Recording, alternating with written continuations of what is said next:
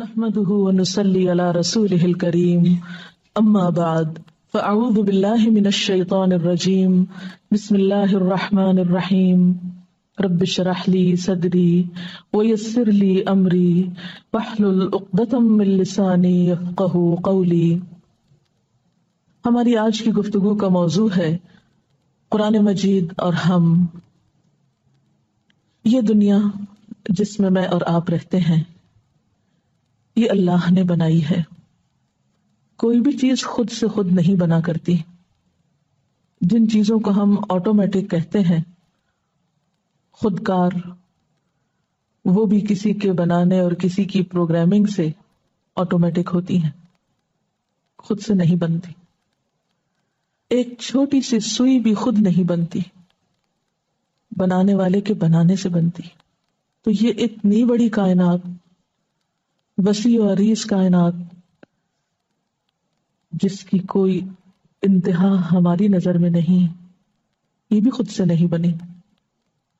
اس کو اللہ رب العالمین نے بنایا ہے، اور یہ ساری کائنات اسی کی مرضی کے مطابق کام کر رہی ہے۔ اس کائنات میں ہمیں، مجھے اور آپ کو، ہمیں بھی اللہ نے بنایا ہے۔ اگر ساری کائنات اللہ کی مرضی کے مطابق کام کر رہی ہے تو مجھے اور آپ کو بھی اللہ کی مرضی کے مطابق یہ زندگی گزارنی چاہیے۔ کہیں ایسا نہ ہو کہ زمین و آسمان تو اپنا آپ اپنے رب کے حوالے کیے ہوئے ہوں، اس کے فرما بردار ہوں، اس کے اطاعت گزار ہوں، اور ہم عقل و شعور رکھنے والے انسان اس کی نافرمانی میں دن رات گزار رہے ہوں۔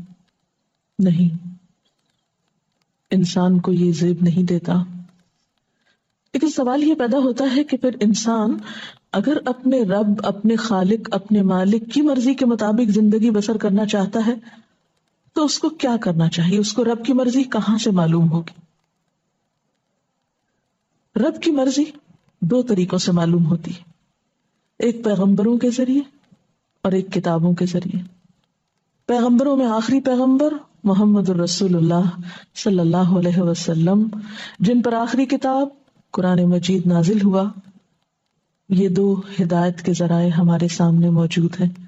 الحمدللہ ہم ان خوش قسمت انسانوں میں سے ہیں جن کے پاس ہدایت کے یہ دو سورسز بہت اوتھینٹک طریقے سے، قابل اعتماد ذریعے سے، پورے کے پورے درست طریقے پر پہنچے ہیں۔ ہمارے پاس وہ کتاب ہے جس کے کھلتے ہی یہ دعویٰ کیا جاتا ہے کہ ذالک الکتاب لا ریب فیہ، یہ وہ کتاب ہے جس میں کوئی شک نہیں۔ اور دوسری طرف محمد الرسول اللہ صلی اللہ علیہ وسلم، ان کے بارے میں یہی کتاب گواہی دیتی ہے، ما آتاکم الرسول فخذوہ وما نہاکم عنہ فانتہوا، جو تم کو رسول دیتے ہیں وہ لے لو، جس سے روکتے ہیں اس سے رک جاؤ۔ لقد کان لکم فی رسول اللہ اسوۃ حسنہ، تمہارے لیے اللہ کے رسول صلی اللہ علیہ وسلم کی زندگی میں خوبصورت نمونہ ہے، بہترین نمونہ ہے۔ اگر ہم واقعی صراط مستقیم چاہتے ہیں، اللہ کی رضا چاہتے ہیں، اس کی اطاعت کرنا چاہتے ہیں، تو ممکن نہیں کہ پھر ان کے بغیر کر سکیں۔ اور خصوصاً قرآن، گر تو خواہی مسلمان زیستن، نیست ممکن جز بقرآن زیستن۔ اگر چاہتے ہو کہ مسلمان بن کے جیو تو ممکن ہی نہیں کہ قرآن کے بغیر مسلمان بننے کا کوئی تصور ہو۔ اس لیے میرے اور آپ کے لیے اس کے سوا کوئی چارہ نہیں کہ ہم اس عظیم کتاب سے، اس عالی شان کتاب سے اپنا مضبوط تعلق قائم کریں۔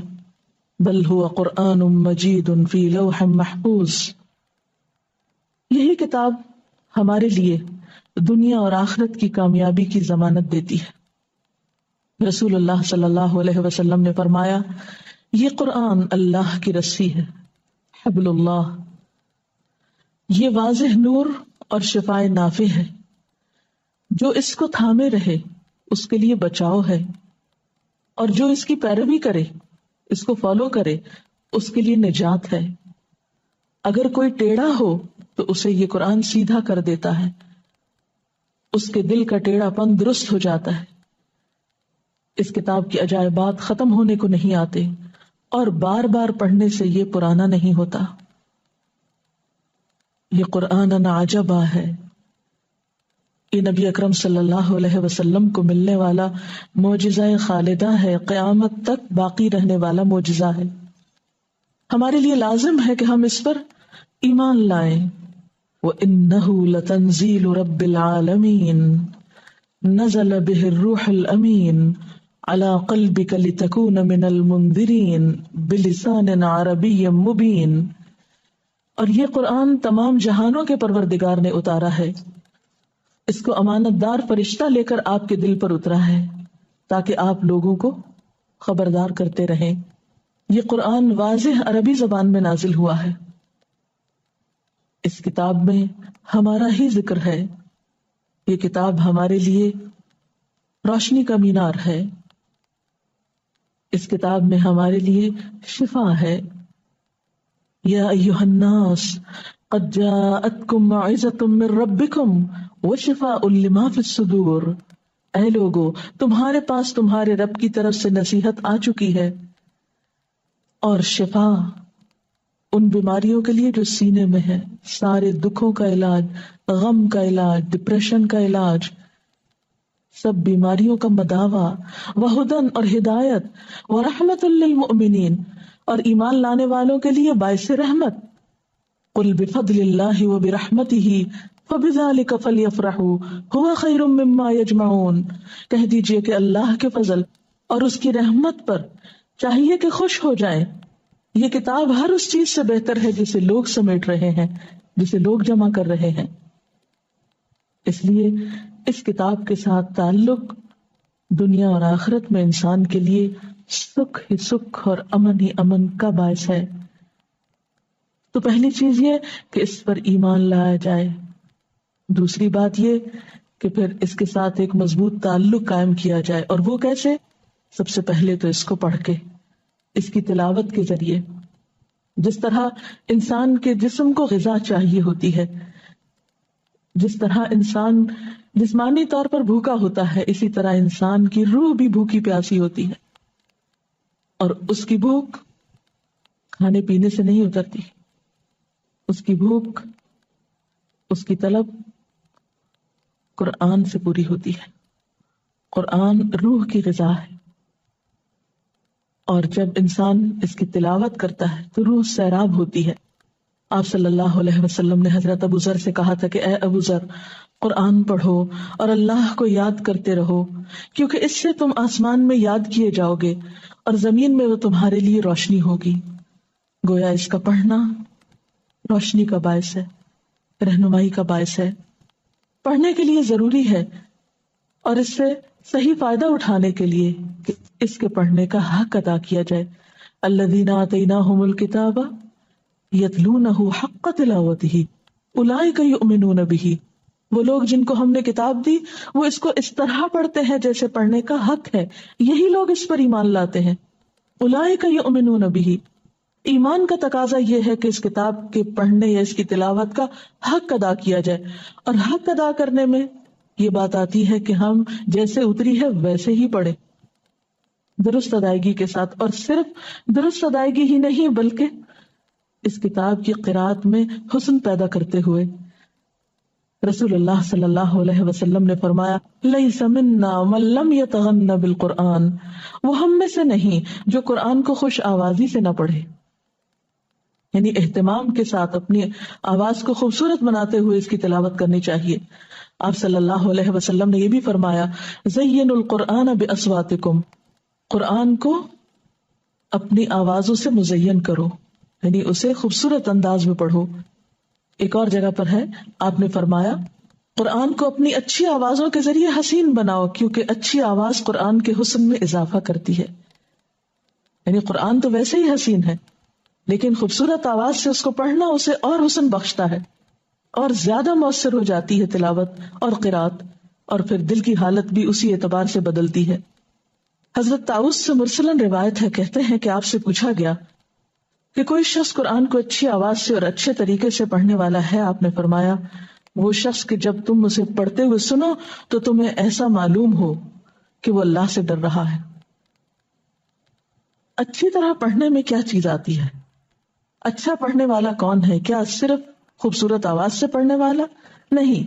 اس کی پہچان یہ بتائی گئی کہ جب وہ پڑھ رہا ہو تو تمہیں محسوس ہو کہ وہ اللہ سے ڈر رہا ہے. کیونکہ محض گائکی کے انداز میں پڑھنا ہی کافی نہیں، بلکہ اس کو دل لگا کر پڑھنا اور اپنی روح کو اس میں شامل کر کے پڑھنا وہ اسے خوبصورتی دیتا ہے. اور جس طرح کوئی شخص دنیا میں اہتمام کے ساتھ اس کو پڑھتا ہے، قیامت کے دن ویسا ہی معاملہ اس کے ساتھ کیا جائے گا. حدیث پاک میں آتا ہے، نبی صلی اللہ علیہ وسلم نے فرمایا، جو شخص دنیا میں قرآن سے شغف رکھتا تھا، قیامت کے دن اس سے کہا جائے گا قرآن پڑھتا جا اور بلندی کی طرف چڑھتا جا، اسی رفتار سے ٹھہر ٹھہر کے پڑھ جس طرح تو دنیا میں ٹھہر ٹھہر کے پڑھتا تھا. تیری منزل وہ آخری آیت ہوگی جہاں تک تو پڑھتا جائے گا، یعنی اتنے ہی درجے تیرے بلند ہوتے چلے جائیں گے. آپ صلی اللہ علیہ وسلم نے یہ بھی فرمایا، قرآن کا ماہر قرآن کے لکھنے والے معزز اور پاکیزہ فرشتوں کے ساتھ ہوگا، یعنی VIP میں شمار ہوگا، خاص اہتمام سے رکھا جائے گا. اور جو شخص قرآن مجید کو اٹک اٹک کے پڑھتا ہے اور مشکل سے پڑھتا ہے اس کے لیے دگنا اجر ہے، یعنی محروم کوئی بھی نہیں. جس طرح دنیاوی معاملات میں ہم بہتر سے بہتر کی تلاش میں رہتے ہیں، اسی طرح قرآن پاک کے معاملے میں ہمیں بہتر سے بہتر کی تلاش میں رہنا چاہیے. قرآن پڑھنے کے انداز میں مسلسل خوبصورتی اور مسلسل عمدگی پیدا کرتے رہنا چاہیے. قرآن پاک کا گھروں میں پڑھنا گھروں کے بابرکت ہونے کی علامت ہے یا گھر میں برکت کا ذریعہ ہے. آپ صلی اللہ علیہ وسلم نے فرمایا، اپنے گھروں کو قبرستان نہ بناؤ، شیطان اس گھر سے بھاگ جاتا ہے جس میں سورہ بقرہ پڑھی جاتی ہے. قرآن پاک کی محض دیکھ کر ہی تلاوت نہیں کرنی چاہیے، بلکہ اس کا کچھ نہ کچھ حصہ زبانی بھی یاد کرنا چاہیے. حدیث میں آتا ہے، رسول اللہ صلی اللہ علیہ وسلم نے فرمایا، جس شخص کے سینے میں قرآن نہیں ہے اس کی مثال اجڑے ہوئے گھر کی سی ہے، ویران گھر کی سی ہے. یعنی کتاب میں تو لکھا ہوا ہے، الفاظ تو موجود ہے کاغذ پر، لیکن کچھ آپ کے دل میں بھی لکھا ہونا چاہیے، جتنی بھی حیثیت اور استطاعت ہو. رسول اللہ صلی اللہ علیہ وسلم نے یہ بھی فرمایا کہ اگر کوئی شخص قرآن مجید کی تلاوت میں مشغول ہو کر ذکر نہ کر سکے، دعا نہ مانگ سکے، تو اللہ سبحانہ وتعالی اس کو ان لوگوں سے بھی بڑھ کر عطا کرتے ہیں جو اپنے لیے مانگ کر لیتے ہیں، یعنی اللہ تعالیٰ سے دعا مانگتے ہیں. اور اللہ تعالیٰ کے اس کلام کی فضیلت باقی تمام کلاموں پر ایسی ہے جیسی خود اللہ تعالیٰ کی فضیلت باقی ساری مخلوق کے مقابلے میں، یعنی اس کتاب جیسی کوئی چیز ہی نہیں، کوئی کلام ہی نہیں. یاد رکھیے کہ قرآن پاک صرف تلاوت، صرف برکت اور صرف ثواب کمانے کے لیے نہیں آیا، یہ تو انسان کی ذات سے لے کر پوری دنیا کے لیے باعث رحمت ہے. یہ ہماری ہدایت کے لیے آیا ہے، اس لیے ضروری ہے کہ ہم اس کو سمجھ کر پڑھیں، اس میں غور و فکر کریں. قرآن پاک میں آتا ہے، کتاب انزلناہ الیک مبارک لیدبروا آیاتہ، یہ ایک کتاب ہے جسے ہم نے اتارا ہے آپ کی طرف تاکہ لوگ اس کی آیات میں تدبر کریں، غور و فکر کریں. وَلِيَتَذَكَّرَ أُولُو الْأَلْبَابِ، اور تاکہ عقل والے اس سے نصیحت حاصل کریں. اور اللہ تعالیٰ خود پوچھتے ہیں، أَفَلَا يَتَدَبَّرُونَ الْقُرْآنَ أَمْ عَلَىٰ قُلُوبٍ أَقْفَالُهَا، کیا یہ لوگ قرآن پر غور و فکر نہیں کریں گے؟ کیا ان کے دلوں پہ تالے پڑ چکے؟ ان کے دلوں میں قرآن کے جانے کا کوئی راستہ نہیں، یہ دنیا بھر کی باتیں سوچتے ہیں، قرآن کے بارے میں غور و فکر نہیں کریں گے، قرآن کو اپنے دلوں میں جگہ نہیں دیں گے، اس کو اپنی زندگی کا حصہ نہیں بنائیں گے. تو یاد رکھیے کہ یہ کچھ مشکل کام بھی نہیں. اللہ تعالیٰ بارہا فرماتے ہیں، وَلَقَدْ يَسَّرْنَا الْقُرْآنَ لِلذِّكْرِ، ہم نے نصیحت کے لیے قرآن کو بہت آسان کر دیا ہے.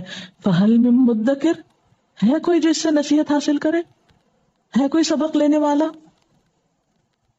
اور بات یہ ہے کہ اگرچہ یہ عربی زبان میں اور وہ زبان ہماری نہیں، لیکن اردو اور عربی میں کچھ بڑا فاصلہ بھی نہیں. تقریباً 70% الفاظ اردو کے ایسے ہیں جو عربی میں بھی موجود ہیں، آپ ان سے مانوس ہیں. اس لیے غور و فکر کچھ مشکل کام نہیں. اگر اس کے لیے انسان روزانہ اپنی زندگی میں سے کچھ وقت نکالے تو بہت جلد اس کے معنی جان سکتا ہے. اور پھر یاد رکھیے کہ یہ کتاب صرف پڑھنے کے لیے نہیں، صرف طب آزمائی کے لیے نہیں، بحث مباحثے کے لیے نہیں، یہ تو ہدایت کی کتاب ہے. یہ تو اس لیے ہے کہ اس کو پڑھ کر اس پر عمل کیا جائے. آپ صلی اللہ علیہ وسلم نے فرمایا وہ شخص قرآن پر ایمان نہیں لایا جس نے اس کی حرام کی ہوئی چیزوں کو حلال کر لیا. یعنی جس کا اس کتاب پر عمل نہیں، گویا اس کا ایمان بھی ادھورا ہے. اور قیامت کے دن قرآن یا تو انسان کے حق میں حجت بنے گا یا اس کے خلاف گواہی دے گا. القرآن حجت لک وعلیک، یا تو انسان کی طرف سے جھگڑے گا یا شفاعت کرے گا یا پھر اس کے خلاف گواہی دے گا. تو کس کے حق میں گواہی دے گا؟ جو اس پر عمل کرنے والا ہوگا، اس کا حق دینے والا ہوگا. حضرت عثمان اور حضرت عبداللہ بن مسعود کا طریقہ یہ تھا کہ اگر آپ صلی اللہ علیہ وسلم سے وہ 10 آیتیں بھی پڑھ لیتے تھے تو جب تک ان آیات کے تمام علم و عمل کے پہلوؤں کو اپنے اندر جذب نہیں کر لیتے تھے، آگے قدم نہیں بڑھاتے تھے. تو وہ کہتے ہیں کہ ہم نے قرآن کے علم اور عمل کو ساتھ ساتھ لیا ہے. ان کی زندگی میں تصور ہی نہیں تھا کہ قرآن صرف علم حاصل کرنے کے لیے پڑھا جاتا ہے، یا وہ صرف نالج بڑھانے کے لیے، نالج میں اضافہ کرنے کے لیے، یا مزید کچھ جاننے کے لیے. نہیں، یہ تو کتاب ہے ہی عمل کے لیے. آپ صلی اللہ علیہ وسلم نے فرمایا تم میں سے کوئی شخص اس وقت تک مومن نہیں ہو سکتا جب تک اس کی خواہشات اس چیز کے تابع نہ ہو جائیں جو میں لے کر آیا ہوں. اور پھر امت مسلمہ کے فرد ہونے کی حیثیت سے ہماری ذمہ داری ہے کہ جہاں ہم اس سے خود فائدہ اٹھائیں وہاں یہ کتاب یا ایھا الناس کہہ کے پوری انسانیت کو مخاطب کرتی ہے. اس خوبصورت کتاب سے دوسروں کو بھی متعارف کرائیں. ھذا بلاغ للناس ولینذروا بہ، یہ تو سب انسانوں کے لیے پیغام ہے. یہ صرف مسلمانوں کی کتاب نہیں ہے، یہ تو پوری انسانیت کے لیے، اور تاکہ وہ سب اس کے ذریعے خبردار کیے جائیں. اور اسی لیے آپ صلی اللہ علیہ وسلم کو خصوصی تاکید کی گئی وَأُوحِيَ إِلَيَّ هَذَا الْقُرْآنُ لِأُنذِرَكُمْ بِهِ وَمَنْ بَلَغَ، میری طرف وحی کی گئی ہے کہ میں اس قرآن کے ذریعے تم کو بھی خبردار کروں اور جس جس کو یہ پہنچے. گویا یہ کتاب ساری انسانیت کی ہدایت کے لیے ہے. اور اس کے لیے کیا ضروری ہے پھر کہ ہم اس کو سیکھنے یا سکھانے والے بن جائیں. آپ صلی اللہ علیہ وسلم نے بشارت دی ہے خیرکم من تعلم القرآن وعلمہ، تم میں بہترین ہیں وہ لوگ جو قرآن سیکھیں اور سکھائیں. قرآن ہمیں پکارتا ہے. اب بات ہمارے ذمہ ہے کہ ہم اس کی پکار پہ لبیک کہتے ہیں یا اس سے منہ موڑ لیتے ہیں. اور یاد رکھیے جو اس سے منہ موڑے گا اس کے بارے میں بھی قرآن پاک میں آتا ہے وَقَدْ آتَيْنَاكَ مِن لَّدُنَّا ذِكْرًا مَنْ أَعْرَضَ عَنْهُ فَإِنَّهُ يَحْمِلُ يَوْمَ الْقِيَامَةِ وِزْرًا خَالِدِينَ فِيهِ وَسَاءَ لَهُمْ يَوْمَ الْقِيَامَةِ حِمْلًا. ہم نے خاص اپنے ہاں سے تم کو ایک ذکر عطا کیا، جو کوئی اس سے منہ موڑے گا وہ قیامت کے روز سخت گناہ کا بوجھ اٹھائے گا. اور ایسے سب لوگ ہمیشہ اس کے وبال میں گرفتار رہیں گے اور قیامت کے دن ان کے لیے بڑا تکلیف دہ بوجھ ہوگا. ایک اور جگہ پر فرمایا من اعرض عن ذکری فإن له معیشة ضنکا ونحشره یوم القیامة اعما قال رب لم حشرتنی اعما وقد كنت بصیرا قال كذلك اتتك آیاتنا فنسیتها وكذلك اليوم تنسى. جو میرے ذکر سے منہ موڑے گا، اور ذکر سے مراد یہاں اللہ کی کتاب ہے، میں اس کے لیے دنیا کی زندگی تنگ کر دوں گا اور قیامت کے دن ہم اس کو اندھا اٹھائیں گے. وہ پوچھے گا اے میرے رب مجھے اندھا کیوں اٹھایا گیا، میں تو دیکھنے والا تھا. اللہ تعالیٰ فرمائے گا ہاں اسی طرح ہماری آیات تیرے پاس آئی تھیں مگر تو نے انہیں بھلا دیا، لہذا اسی طرح آج تم بھلائے جا رہے ہو. جو شخص اس کتاب کو جتنی اہمیت دے گا، اس سے جتنی محبت کرے گا، اس کی جتنی قدردانی کرے گا، اس کے ساتھ جتنا وقت گزارے گا، اس سے کہیں زیادہ بڑھ کر اللہ تعالیٰ کی رحمت، نوازش اور عنایات کا مستحق ہوگا.